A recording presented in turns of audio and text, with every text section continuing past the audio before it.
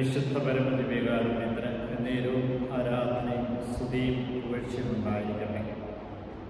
കാരുണ്യവാനായ കർത്താവേ, പുതിയൊരു ദിവസം നൽകി ഞങ്ങളെ അനുഗ്രഹിച്ചതിന് നന്ദി പറഞ്ഞുകൊണ്ട് ഞാനങ്ങനെ സ്തുതിക്കുന്നു, ആരാധിക്കുന്നു, മാത്രം തങ്ങയ്ക്ക് നന്ദി പറയും. മരുഭൂമിയിൽ ജനം കൃപ കണ്ടെത്തി ഇസ്രായേൽ വിശ്രമം കണ്ടെത്താൻ പോവുകയാണ്. വിദൂരത്തിൽ നിന്ന് കർത്താവ് പ്രത്യക്ഷമായി അരുൾ ചെയ്തു, എനിക്ക് നിങ്ങളോടുള്ള സ്നേഹം അനന്തമാണ്, നിന്നോടുള്ള വിശ്വസ്ത അചഞ്ചലവും.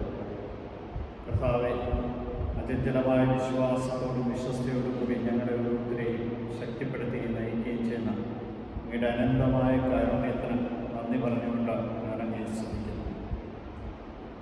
വിജാതിയായ ഒരു സ്ത്രീയെന്ന അങ്ങയുടെ മുമ്പിൽ കേണപേക്ഷിക്കുന്നു, തൻ്റെ മകളെ സുഖപ്പെടുത്തണമേ.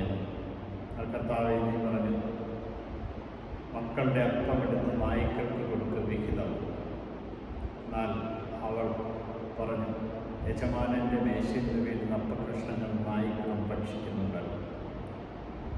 വിശ്വാസപരമായുള്ള വാക്ക് സമ്പൂർണമായിട്ടും അങ്ങയുടെ പ്രീതിക്ക് ഇടയാകുന്ന വിധത്തിൽ സ്വീകരിക്കും. കർത്താവെ, ഇതാ ഞങ്ങൾ ഓരോരുത്തരും വിശ്വാസത്തിൽ പരീക്ഷിക്കപ്പെടുമ്പോൾ ഞങ്ങൾ തളർന്നു പോകാതെ ഈ സ്ത്രീയുടെ വിശ്വാസം പോലെ ഞങ്ങളുടെ വിശ്വാസം ഏറ്റുപറഞ്ഞ് ജീവിക്കുവാൻ ഞങ്ങളെ ഓരോരുത്തരെ അനുഗ്രഹിക്കണം. കർത്താവെ, ഇതാ ആ വ്യക്തിയുടെ പ്രാർത്ഥന സ്വീകരിച്ചുകൊണ്ട് അവളുടെ മകളെ സൗഖ്യപ്പെടുത്തിയതുപോലെ നിരവധിയായ രോഗങ്ങളും അസ്വസ്ഥകളുമായി കഴിയാൻ ഞങ്ങളുടെ കുടുംബത്തിലുള്ള എല്ലാവരെയും സമർപ്പിക്കും. നിൻ്റെ കാരുണ്യവും നിൻ്റെ സ്നേഹവും നിൻ്റെ ചൈന്യവും ഞങ്ങളുടെ മേൽച്ചത് ഞങ്ങൾ ഓരോരുത്തരും നിൻ്റേതായി തീരുവാൻ തക്കവിധം ഞങ്ങളുടെ ഓരോരുത്തരെ അനുഗ്രഹിക്കുകയും നിൻ്റെ കൃപകളാൽ ഞങ്ങളെ ശക്തിപ്പെടുത്തി അനുഗ്രഹിക്കുകയും ചെയ്യണം. ഈശോയെ, ഇന്ന് ഈ ദിനത്തെ സമ്പൂർണ്ണമായിട്ടും അങ്ങേക്ക് സമർപ്പിച്ചുകൊണ്ട് നിൻ്റെ കാരുണ്യത്തിനായി ഞങ്ങൾ പ്രാർത്ഥിക്കുന്നു.